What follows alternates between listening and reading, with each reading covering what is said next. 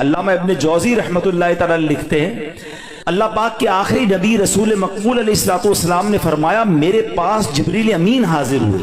عرض کی یا رسول اللہ صلی اللہ تعالی علیہ وسلم قیامت میں ایک نوجوان کو لایا جائے گا, وہ غمگین ہوگا, رو رہا ہوگا, فرشتے اس کو لوہے کے گرزوں یعنی آئرن راڈ سے اسے ہانک رہے ہوں گے.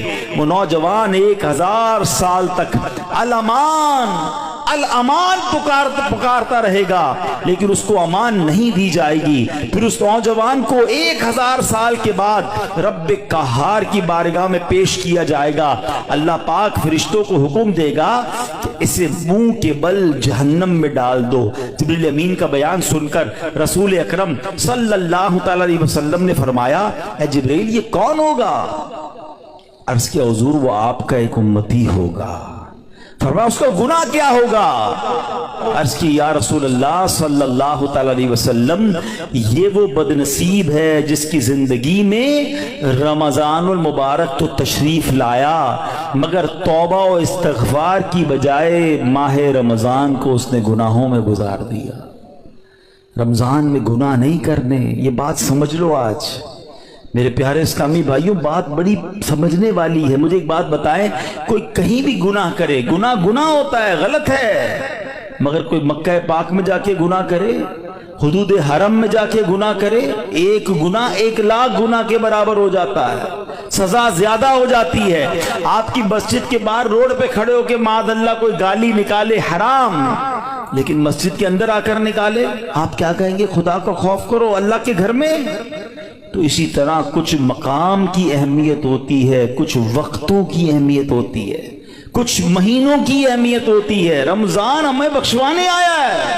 اچھا ایسا تو ہے نہیں کہ جیسے رمضان کا چاند نظر آئے گا میری جناب جتنی بھی گناہوں کی عادتیں وہ آٹومیٹکلی بند ہو جائیں گی. جس کی جھوٹ بولنے کی عادت ہے, جس کی حرام دیکھنے کی عادت ہے, جس کی لڑائی کرنے کی عادت ہے, جس کی معاذ اللہ برے کام کرنے کی عادت ہے, وہ رمضان میں کیسے بچائے گا اپنے آپ کو؟ تو ابھی سے اپنے آپ کو بچانا شروع کر دیں, پریکٹس شروع کریں اور اپنا ذہن بنا لو. آپ کچھ بھی ہو جائے میں نے انشاءاللہ گناہ نہیں کرنا ہے. رمضان میں اپنے آپ کو گناہوں سے بچانا ہے. میرا موبائل اگر گناہوں کی طرف لے جاتا ہے مجھے موبائل نہیں چاہیے, میں بھلے وہ چھوٹا والا موبائل لے لوں, یا کم از کم یہ پیجز اور یہ بہت سارے جو سافٹ ویئر اپنے موبائل سے نکال دوں, کیونکہ کہیں میرا موبائل ہی مجھے گناہ نہ کروا دے. مجھے نہیں کھولنا ٹی وی اگر میرے ہاتھ سے ریموٹ ہاتھ میں آتا اور میں کچھ غلط چیز دیکھتا ہوں. مدنی چینل دیکھیں, سبحان اللہ. ہر اس دوستی سے, ہر اس کمپنی سے, ہر اس صحبت سے مجھے بچنا ہے کہ جہاں بیٹھتا ہوں تو غیبتیں ہوتی ہیں, جہاں بیٹھتا ہوں تو جناب گناہ ہوتے ہیں. مجھے نہیں چاہنا بھائی ایک گناہ اور 1 سال کے اعمال برباد. پتہ چلا لوگ رمضان میں نیکیاں کر کے بخشش پا رہے ہوں اور میں اپنی بری عادتوں کی وجہ سے مار کھاؤں. یہ بہت سخت عذاب ہے. دیکھیں آپ نے سنا نا کہ 1000 سال تک وہ الامان الامان پکارتا رہے گا مگر اس کی پکار نہیں سنی جائے گی. خدا را یہ مہینے میں قدر کرنی ہے.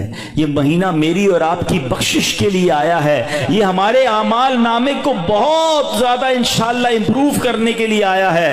اللہ کرے کہ ہم اس مہینے کے بارے میں سوچیں. ایک اور انداز میرے آقا کا کیا تھا, بی بی عائشہ صدیقہ رضی اللہ تعالیٰ عنہا فرماتی ہیں جب رمضان کا مہینہ تشریف لاتا تو پیارے آقا علیہ الصلوۃ والسلام عبادت پر کمر باندھ لیا کرتے ہیں. نبی پاک عبادت تو ویسے بھی بڑی فرمایا کرتے تھے مگر رمضان میں اسپیشل میرے آقا علیہ الصلوۃ والسلام اور زیادہ عبادت کرتے, نوافل بڑھا دیتے, ذکر و اذکار بڑھا دیتے, دعائیں بڑھا دیتے.